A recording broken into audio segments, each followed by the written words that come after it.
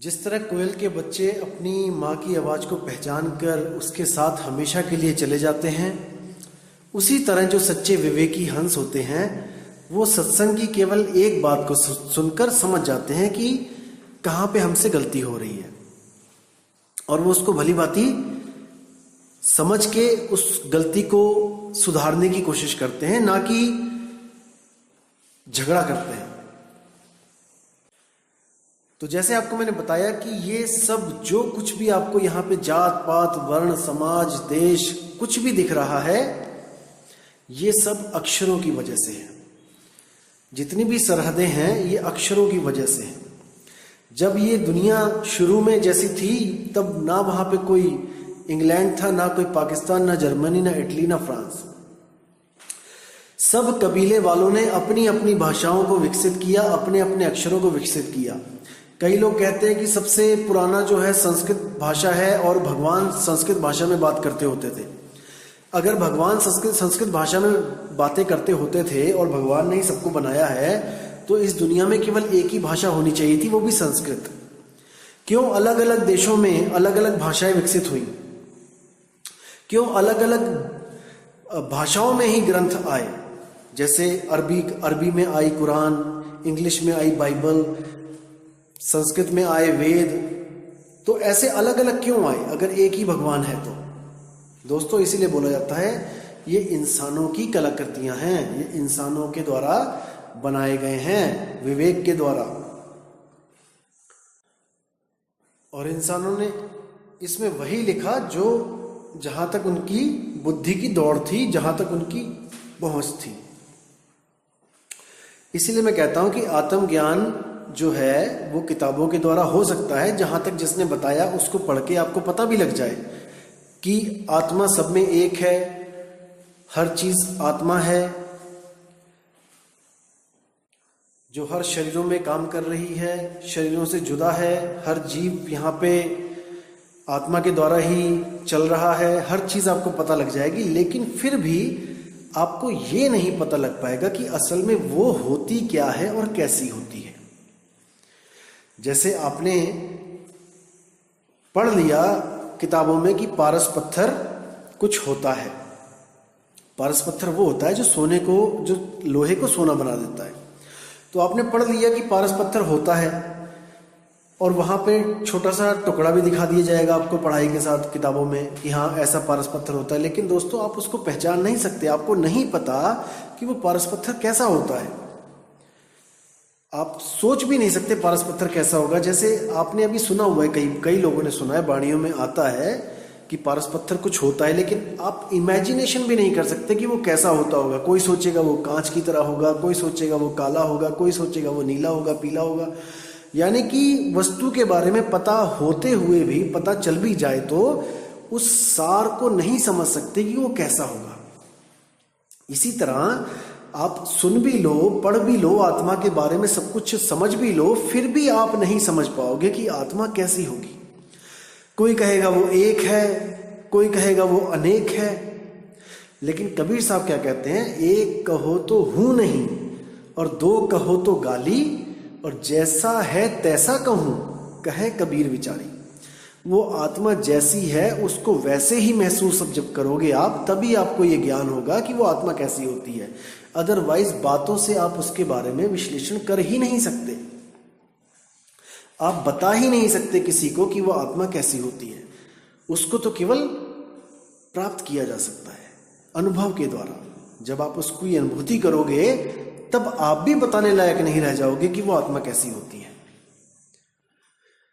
तो दोस्तों, यही वो शब्दों का जाल है जो हम सबको एक दूसरे का बैरी बना देता है अगर हम इसको गलत तरीके से यूज करें तो।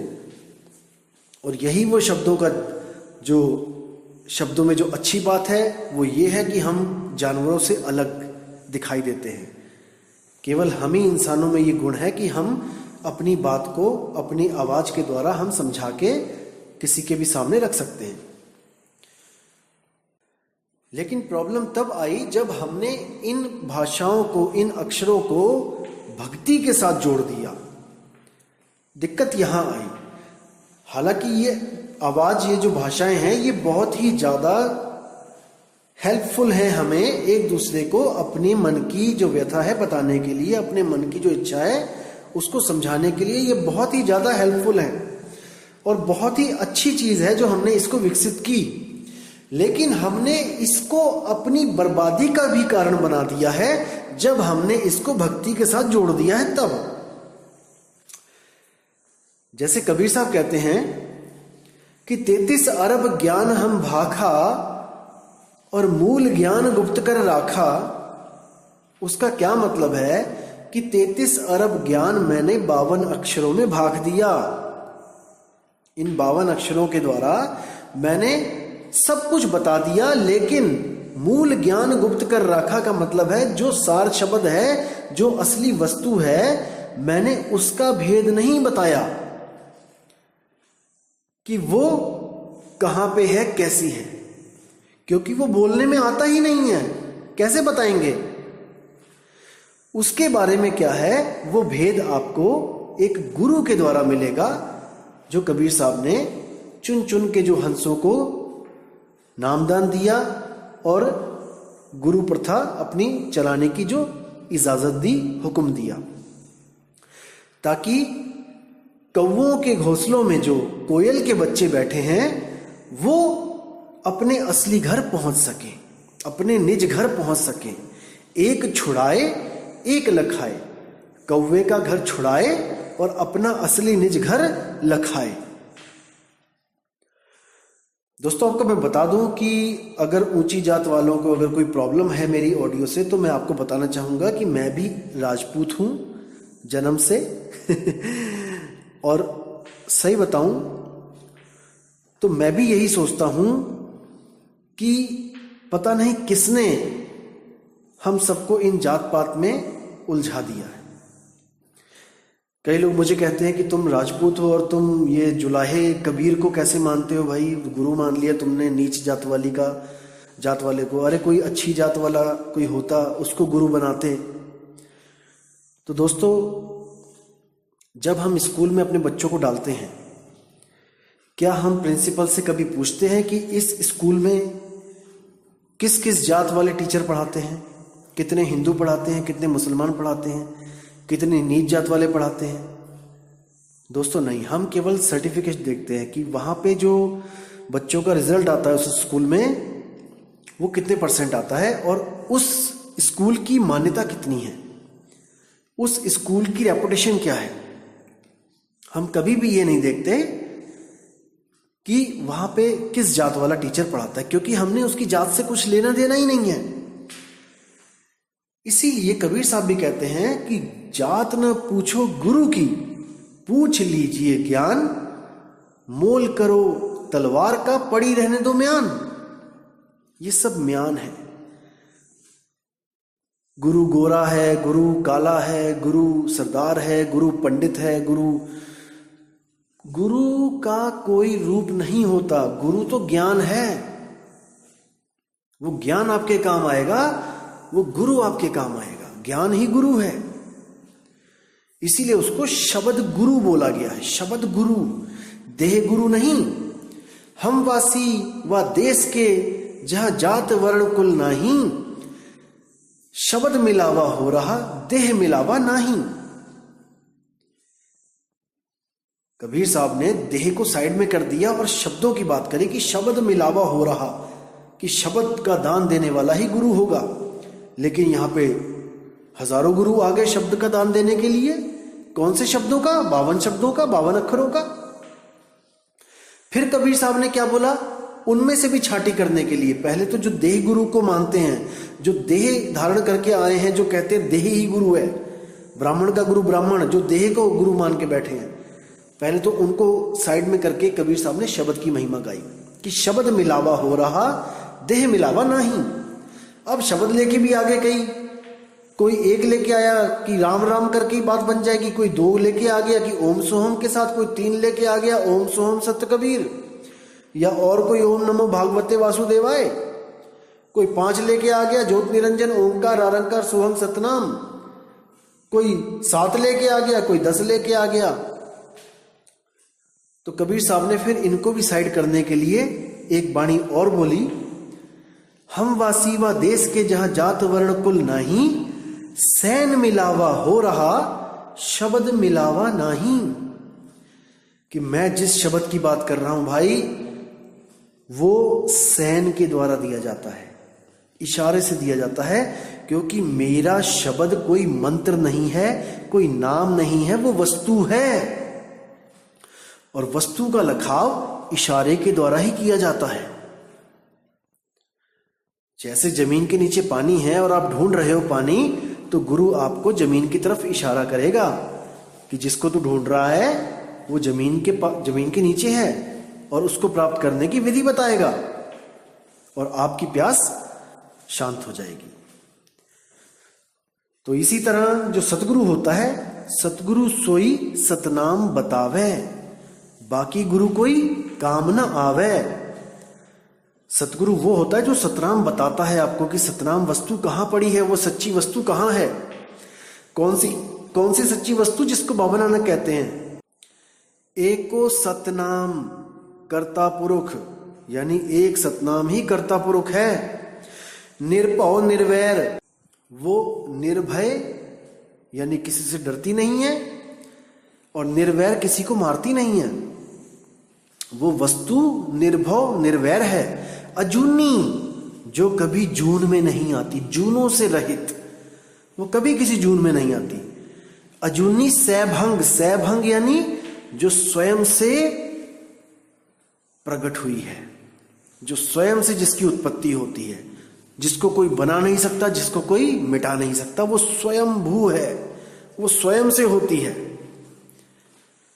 उस वस्तु की बात हो रही है, अजूनी सैभंग। और कैसे मिलेगी? गुरु प्रसाद। गुरु जब नामदान रूपी प्रसाद आपको देगा, तब आपको उस वस्तु का लखाव होगा, और आप जितना भी अज्ञान है उसको छोड़कर उस वस्तु की तरफ एकाग्र हो जाएंगे। आपकी सुरती जो भटक रही है वो उस वस्तु पे एकाग्र हो जाएगी। सूरत फंसी संसार में, तासे पर गए दूर, सूरत बांध स्थिर करो, आठों पहर हुजूर। वो सूरत आपकी जो फंसी है, जो भटक रही है, उस सुरती को एक ठिकाना मिलेगा जो गुरु आपको बताएगा।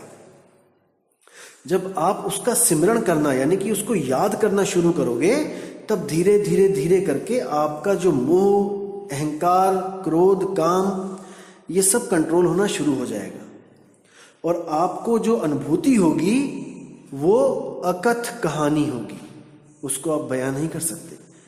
आपको कोई पूछेगा तो आप चाह के भी बता नहीं सकते। वो अनुभव ही ऐसा होता है, और वो अनुभव मन का, ये शरीर का नहीं होता है, वो आत्म अनुभव होता है। वो आत्मा के द्वारा ही आत्मा का अनुभव किया जाता है। तो दोस्तों, विवेक लगाना है, विचार करना है, अक्षरों के जाल में नहीं फंसना है। 52 अक्षरों के जाल में हम ऐसे फंसे हुए हैं कि इसमें हम छूट नहीं पा रहे हैं। अब ऐसा कोई गुरु मिले जो 52 की डोर को तोड़ दे। जब 52 का टूटे डोरा, सहजे छूटे काल झकोरा, फिर नहीं आए फिर नहीं जाए, सार शब्द में रहे समाये। वो सुरती हमेशा के लिए सार शब्द में समा जाती है, और वो शब्द स्वरूपी राम बन जाती है। अब उससे वो कभी जुदा नहीं होती, क्योंकि एक बार जुदा होकर वो देख चुकी है कि हमें कैसे कैसे जन्मना और मरना पड़ रहा है। मैंने पहले भी बताया था कि वो जो चेतना है, वो जीवित चेतना है, वो मुर्दा चेतना नहीं है। चेतना भी 2 प्रकार की होती है, एक जीवित चेतना, एक मुर्दा चेतना। यानी कि एक सेंसेबल होती है, उसको सेंस होता है, वो जीवित, और एक रोबोटिक होती है। जैसे रोबोट की जो चेतना है उसमें सेंस नहीं होती है। रोबोट अनुभव नहीं कर सकता, प्रेम को अनुभव नहीं कर सकता, इमोशंस को अनुभव नहीं कर सकता। अगर रोबोट को आपने आदेश दे दिया कि सामने जो बंदे हैं उनको गोली मारनी है, तो वो चाहे आपके ही पापा क्यों ना हो, आपकी ही मम्मी क्यों ना हो, वो किसी की नहीं सुनेगा। वो उसको जो कमांड दिया गया है वो उस पे अटल रहेगा। लेकिन अगर वही बंदूक आपके हाथ में पकड़ा दी जाए तो आप दोस्तों नहीं चला पाओगे, क्योंकि आपके अंदर जीवित चेतना है, ना कि कोई इलेक्ट्रॉनिक चेतना है। जो लोग इलेक्ट्रॉनिक चेतना को और जीवित चेतना को एक समझने लगे हैं वो बहुत बड़ी भूल में है दोस्तों। इसकी यही खासियत है सुरती की कि ये मृत चीजों को भी जीवित कर देती है। यानी कि ये जो शरीर आप लेके घूम रहे हो, जो मेरे पास जो शरीर है, ये केवल चेतना की वजह से, उस सुरती की वजह से ये जीवित दिखाई देता है। असल में ये मरा हुआ है, मुर्दा है। जैसे आप एक कार चलाओ और कार के शीशे काले हों, आप दिखाई ना दे रहे हो, तो दोस्तों सबको यही लगेगा कि कार जीवित है और कार चल रही है, बहुत तेज चल रही है, इसमें जान है। लेकिन दोस्तों आप हो तभी जान है, आप नहीं होगे तो उसमें जान नहीं होगी। इसी तरह हमारा शरीर चल रहा है क्योंकि जीव है, सुरती है। अगर सुरती नहीं होगी तो शरीर मुर्दा है। तो साहिब कहते हैं, बावन के जंजाल में फंस गया ये संसार, और सिमरन बावन का करे कैसे लागे पार। क्योंकि हमें पुराने समय से ये पढ़ा दिया गया है, अच्छी तरह रटा दिया गया है कि जब तक हम राम राम राम राम, अल्लाहु अल्लाहु अल्लाहु, वाहेगुरु वाहेगुरु वाहेगुरु, सत साहिब सत साहिब सत साहिब, कबीर कबीर कबीर, ये सब नहीं बोलेंगे, नहीं जपेंगे, जब तक हमारी बात नहीं बनेगी। दोस्तों परमात्मा कोई इलेक्शन में खड़ा नहीं हो रहा है। जिसकी जय जयकार नहीं लगाई जाए तो वो खुश नहीं होगा। हम उसकी जय बोलते हैं केवल अपने लिए, उसके लिए नहीं कि हम उसको खुश करने के लिए जय बोल रहे हैं। हम जय उसकी बोलते हैं क्योंकि हमें ये महसूस होता है कि अगर वो ना होते तो हमारा क्या होता। हम इसलिए उसका धन्यवाद करते हैं, पल पल उसको, उसकी बंदगी करते हैं। अदरवाइज उसको किसी चीज की जरूरत नहीं है। वो नहीं कहता है कि मेरी जय करो, उसको कोई जरूरत नहीं है आपकी जय जयकार की। जैसे कई लोग कहते हैं भगवान को खुश करने के लिए बहुत कुछ करना पड़ता है, बलियां देनी पड़ती हैं, बकरे चढ़ाने पड़ते हैं, दारू चढ़ानी पड़ती है। दोस्तों अगर उसे बकरे चाहिए होते ना, वो एक ही रात में सारे बकरे यहां से गायब कर ले जाता। आपका इंतजार नहीं करना पड़ता उसको कि साल में कोई एक दिन आएगा तब आप बकरे काटोगे। वो एक ही रात में सारे बकरे गायब कर देता। और अगर दारू की बात है कि दारू देनी पड़ती है एक बोतल, तो वो ठेके के ठेके खाली कर देता। आपकी एक बोतल का प्यासा नहीं है वो। इसी भरम जालों में हमें फंसा फंसा के यहीं पे उलझा के रखा हुआ है। इसलिए दोस्तों विवेक लगाना है, विचार करना है कि हमने निकलना है कि हमने उसी लकीर के फकीर बन के यहीं रह जाना है। ये आपके हाथ में है, किसी के हाथ में नहीं है कि कोई किसी को निकाल सके। परमात्मा ने सबके पास एक डोर फेंकी हुई है। जैसे कोई कुएं में गिर जाता है तो एक रस्सी फेंकी जाती है, और अगर हम रस्सी को ना पकड़े दोस्तों तो इसमें हमारा दोष होता है। जैसे कबीर साहब की वाणी है, 7 दीप 9 खंड में सतगुरु फेंकी डोर, और तापे हंसा ना चढ़े तो क्या सतगुरु का दोष। परमात्मा ने कोई कमी नहीं रखी, वो दयाल है, वो परमपिता परमात्मा है, उसने कोई कमी नहीं रखी। लेकिन जीव ही नहीं समझ पा रहा है तो वो भी क्या करे। इसलिए दोस्तों फिर कहता हूं मैं, विवेक को जगाओ, अपनी बुद्धि के घोड़े दौड़ाओ, क्योंकि ये समय बार बार नहीं मिलेगा, नहीं मिलेगा, नहीं मिलेगा। और मैं कोई यहां पे आपको लूटने नहीं आया हूं, मुझे आपसे कुछ नहीं चाहिए। एक पैसा भी जिस दिन मैं मांग लूं उस दिन धिक्कार है कह के चले जाना। मुझे किसी से कुछ नहीं चाहिए, और हो सके तो जहां तक होगा मैं शायद आधों को तो मैं एड्रेस भी नहीं बताऊंगा गुरु का। मैं सच बोल रहा हूं, आधे क्या 90% को नहीं बताऊंगा। आप सोचोगे कि क्यों नहीं बताऊंगा, क्योंकि भाई हमने भीड़ इकट्ठी नहीं करनी है। मैं तो ये देखूंगा किसके मन में सच्ची आग लगी है, केवल उस बंदे को एड्रेस दिया जाएगा। गुरुजी कहाँ आ रहे हैं, गुरुजी कहाँ पे हैं। अदरवाइज हमें भीड़ बढ़ाने की जरूरत नहीं है।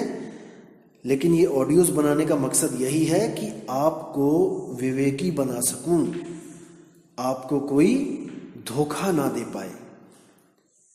ये ऑडियोज बनाने का यही मकसद है कि आपको हर चीज पता होनी चाहिए, क्योंकि लुट गया रे व्यापारी परख बिना। अगर आपके पास परख होगी तो आपको कोई लूट नहीं पाएगा। बस यही एक मकसद है इन ऑडियोज को बनाने का, ना कि आपकी भीड़ मैं चाहता हूं कि हमारे आश्रम में आए, नहीं, कभी भी नहीं। वो बिरले हंस चाहिए हमें, वो बिरले हंस करोड़ों में कोई एक, जो सत्य को स्वीकार करने के लिए 100% तैयार है। जिसके मन में 1% भी शंका है वो इस पंथ के लायक नहीं है। पंथ यानी रास्ता, कोई गुटबाजी नहीं होती है पंथ। पंथ का मतलब होता है रास्ता। इस रास्ते पे चलने के लायक जो होगा, अब उसको ही चलने का अधिकार होगा। तो दोस्तों,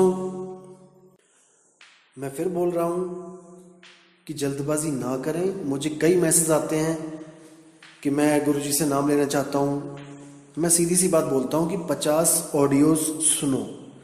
जब मेरे 50 ऑडियोज कंप्लीट हो जाएंगे तब मैं आपको कुछ सवाल पूछूंगा, और अगर आप उनके उत्तर दे सकते होगे तब ही आपको आगे का रास्ता दिया जाएगा।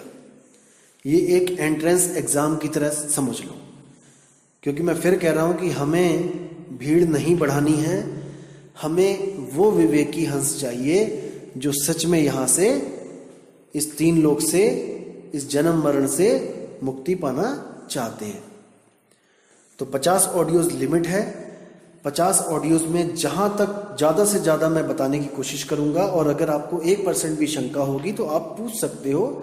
शंका समाधान होगी तब आप आगे रास्ता पूछो, वरना रास्ता पूछने की जरूरत नहीं है। मैं केवल आपको यहाँ पे ज्ञान देना चाहता हूँ जो मुझे परमात्मा की दया से मिला है। मैं चाहता हूँ कि उस ज्ञान को आपके सामने रख सकूं ताकि आप कहीं धोखा ना खाओ। मैं यहाँ कोई हाईलाइट होने नहीं आया हूँ कि मैं कोई ऐसा पंथ चला रहे हैं हम लोग की ऐसा। दोस्तों, ऐसा कुछ नहीं है। बहुत सिंपल सा ज्ञान है, कबीर साहब का ज्ञान है। अगर आपके समझ में आता है तो आपका स्वागत है, लेकिन परख करने के बाद। पहले परख करो, जल्दबाजी बिल्कुल मत करो। नामदान जल्दबाजी में कहीं भी मत लो। जहां हो आप बहुत अच्छे हो, अभी जहां पर हो ना बहुत अच्छे हो। जैसे कई लोग होते हैं 50,000 देके एडमिशन ले लिया जल्दबाजी में और कॉलेज वो है फ्रॉड। तो भाई उससे अच्छा था कि आप घर में बैठे हुए थे। अभी विवेक लगाओ, विचार करो कि कहां जाना है कहां नहीं जाना है। 50-60 ऑडियो पूरी हो जाएंगी, तब जहां तक हो सकेगा आपके सारे सवालों का मैं जवाब उनमें दे दूंगा। और जो मुझे पूछा गया है कि ब्रह्म कैसे पैदा हो जाता है, क्या है, ये मैं आपको लास्ट ऑडियो में बताऊंगा बिल्कुल। क्योंकि अभी ऐसे ऐसे लोग बैठे हैं जो उसको अपनी बातों को घुमा देंगे, अपनी बातों को घुमा के आपको गुमराह करने की कोशिश करेंगे। अभी तो उन पे सवालों की बरसातें हो रही हैं कि जब आत्मा ही आत्मा थी तो ये ब्रह्म कहां से आ गया। क्योंकि द्वैत अद्वैत दोनों से परे है ज्ञान। अगर केवल आत्मा थी शुरू में तो वो अद्वैत मत है, क्योंकि केवल एक है वहां पे आत्मा। कबीर साहब कहते हैं एक कहो तो है नहीं। अगर केवल आत्मा थी तो वो अद्वैत है, वो भी नहीं है। और अगर आत्मा और ब्रह्म थे तो वहां पे द्वैत आ गया। तो कबीर साहब कहते हैं एक कहो तो है नहीं, दो कहूं तो गारी। अब जैसा है तैसा कहूं, कहे कबीर विचारी। ये भेद की बात है, ये सबके बस की बात नहीं है। इसको खोलना, इस वाणी को खोलना। ये वाणी भी मैं आपको आखिरी ऑडियो में पूरी खोल के स्पष्ट तरीके से बताऊंगा कि ये क्या है। तब तक आप ज्ञान को समझते रहिए, और जहां तक हो सके अपने दोस्तों को, अपने रिश्तेदारों को जो सच में सत्य की खोज में लगे हैं, जिन्होंने कोई गुरु धारण कर रखा है, उनको ये ऑडियो जरूर शेयर करें ताकि उनको भी एक रास्ता मिल सके। तो इसके साथ मैं विदा चाहूंगा दोस्तों, और अगली ऑडियो मैं कल को पोस्ट करूंगा और उसमें आपको काफी नई चीजें जानने को मिलेंगी और जहां तक होगा आपकी विवेक जागृत होगा। तो अब आपसे विदा चाहूंगा। जय गुरु बंदी छोड़ मदन साहिब, जय गुरु बंदी छोड़ वैराग साहिब, जय जय गुरु बंदी छोड़ सतगुरु सत्य कबीर साहिब जी की सदा ही जय हो। साहिब बंदगी सतनाम।